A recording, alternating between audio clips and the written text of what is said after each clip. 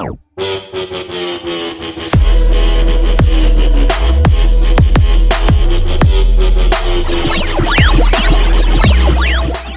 everybody, welcome to Cake Burger. I'm Steve, and for this episode, I'm going to talk about the movie Birds of Prey that just came out over the weekend.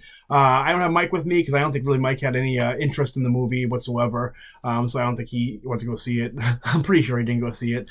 But anyway, I went to go see it with my wife and my son over the weekend. I'm not going to go too in-depth as far as spoiler territory goes because I don't want to ruin the movie for anybody who hasn't seen it yet, who plans on going, which, judging by the box office score, seems to be a lot of people. But that's neither here nor there. I'm also not going to go too in-depth as far as my opinions go, because I've been on Twitter a lot, Steve Grez on Twitter, not on the Cake Burger Twitter handle, because I can get a little heated. And it has been a little heated on Twitter as far as people who love the movie and people who didn't like the movie, who it was for, and so on and so forth. But anyway, I'm going to give my pretty broad opinions of the movie, things I didn't like, things I did like, and here we go right now, my review of Birds of Prey. As far as the movie as a whole, not going too much yet into the characters and story beats, I thought it was a really fun, enjoyable movie. I thought it was a movie that really swung for the fences as far as producer Margot Robbie goes, and the director, I think her name was Kathy Yan.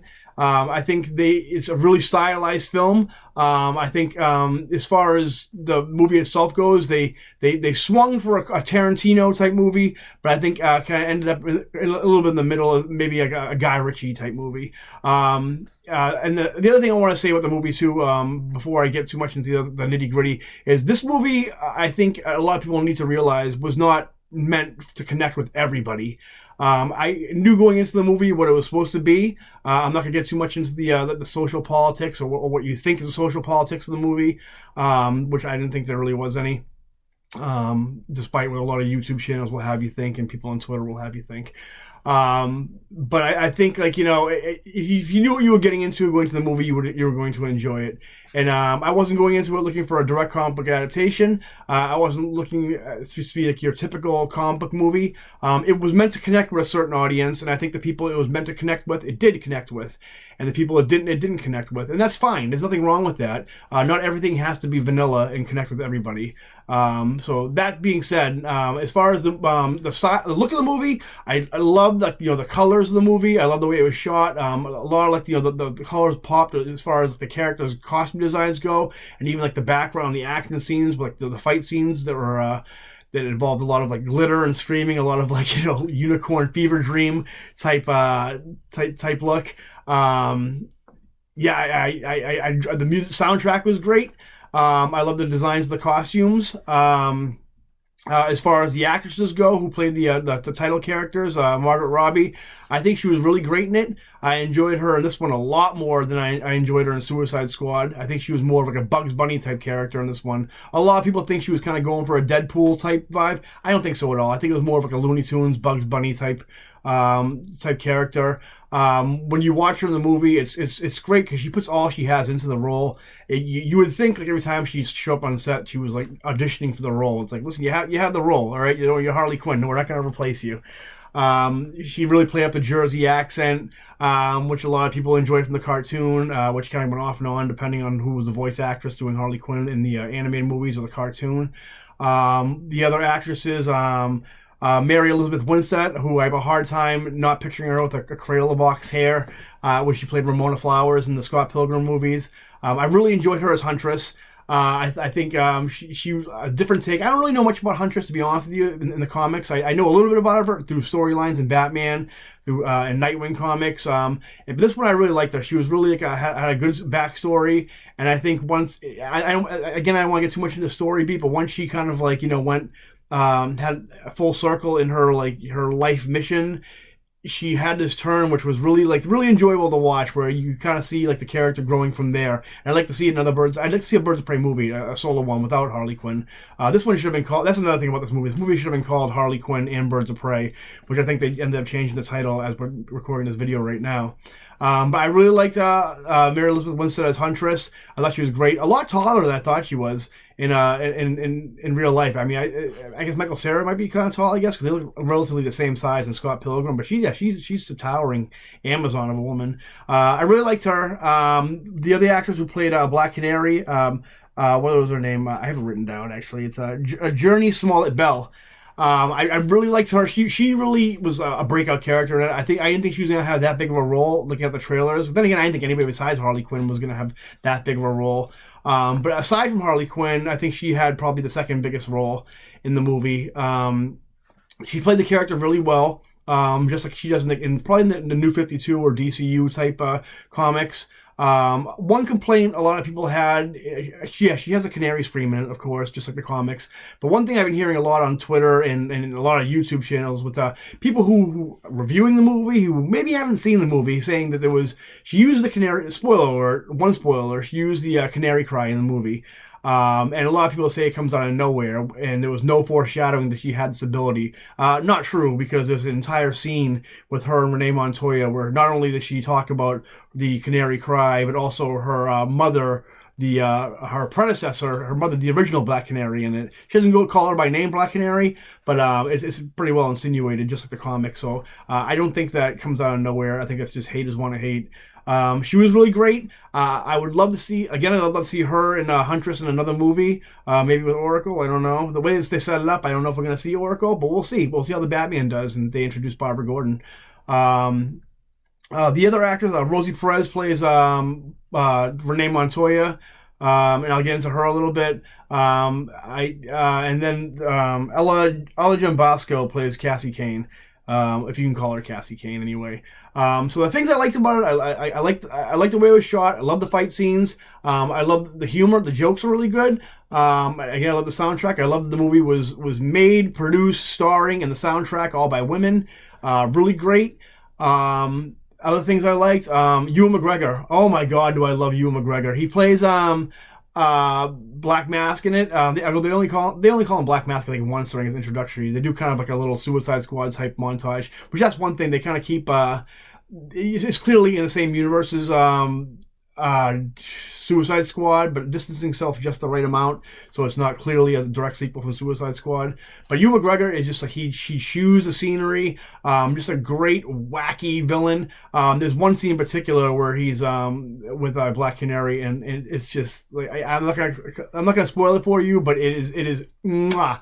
I would love to see more Black Mask. I don't know, but Ewan McGregor. Oh my God, he is great in this movie. He's eccentric and crazy and kooky, very comic book, and then until he makes a turn where he makes your skin crawl, and it's just a great testament to the actor that Ewan McGregor is. There was a lot of fuss about him being gay in the movie. I think from watching it, he's clearly gay. Spoiler alert, but it never really goes out and says that he is, which, I mean, I don't know why they just don't go full on, like, in this day and age. But anyway, Ewan McGregor's great. Harley's great. A lot of the jokes are great. They have this one scene with I'm not gonna, well, it's not really a spoiler. There's a scene with an egg sandwich in it. It's kind of like the crux of why of Harley. Harley can't take no more. But anyway, I actually made the sandwich myself, and there's a key ingredient in there that I actually tried. I never had on an egg sandwich before. It made all the difference. Yeah, it's that egg sandwich is legit, and I think what happens to her egg sandwich is knowing people from Jersey. That's the real deal. I wouldn't blame that reaction. I wouldn't say that was the wrong reaction to have going forward as far as the reality of like what would happen in that scenario. What else did I like about the movie? I love it. I love how fun it was. I love how it swung for the fences and didn't it wasn't like vanilla, didn't try to make it like a direct adaptation of the comic books. It was his own thing, and I really enjoyed that. I really, really enjoyed the movie.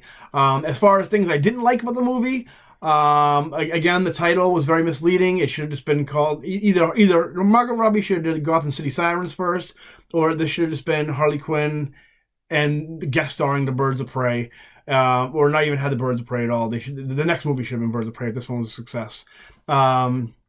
Renee Montoya, who was played by Rosie Perez, I do not care for that actress at all. Nothing against her personally. The only other movie I've ever seen her in is Pineapple Express. I didn't like her in that either.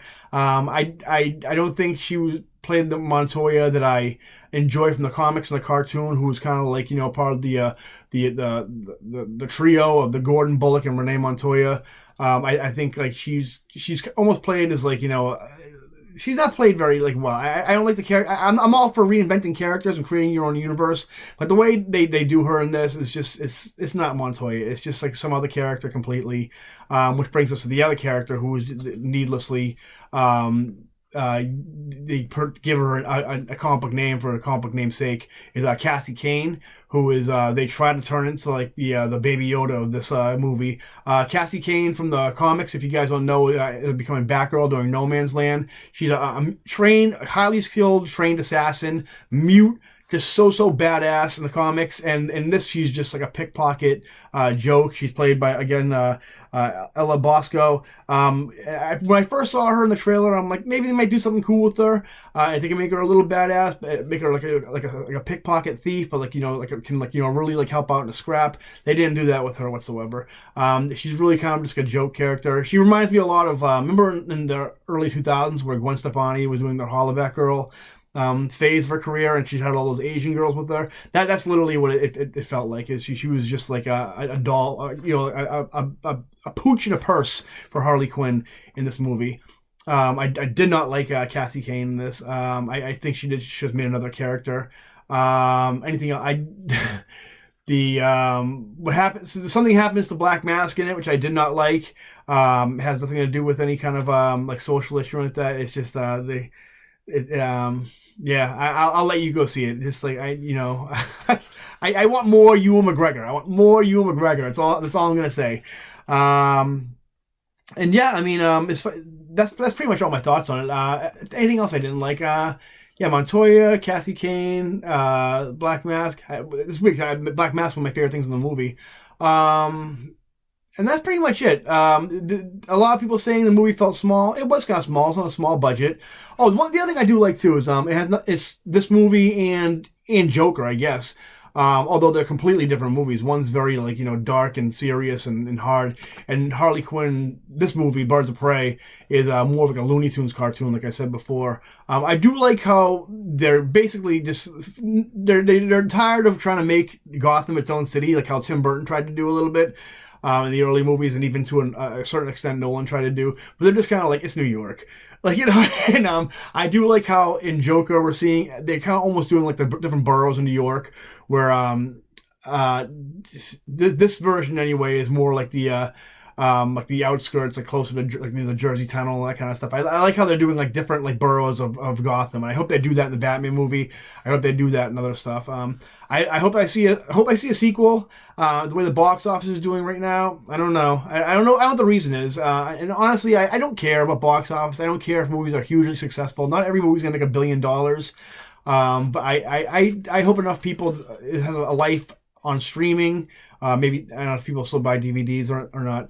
But I hope it ends a cult following is what they call it. When a movie's good but doesn't do well in theaters. So I hope it does well, and we end up seeing more of this. I heard Margot Robbie wants to do a Sirens movie with Poison Ivy. That'd be cool. I like DC movies. I realize now. I think I realize a lot more than ever that there's clearly people rooting for DC to fail. And we'll see for sure with Wonder Woman and in the Batman movie if that's true or not. I don't know. Maybe I'm just wearing a tinfoil cap. I don't know, aluminum cap. So we'll find out. But anyway, Birds of Prey had a lot of fun. I definitely give it out of the current DC movie batch of movies, starting from Man of Steel up until now. I'm going to give it an 8.7 out of 10. Whether you're whether you're a fan of this adaptation, whether you're more of a tried and true, I need a direct adaptation of these characters. I go see it, and I guarantee you'll have a good time. Unless you're miserable, you're a miserable prick, and which a lot of people are, especially when it comes to these genre movies. But Birds of Prey, thumbs up, loved it a lot. Go see it. That's all I got, guys. Remember to like and subscribe, and I'll see you later. Bye bye.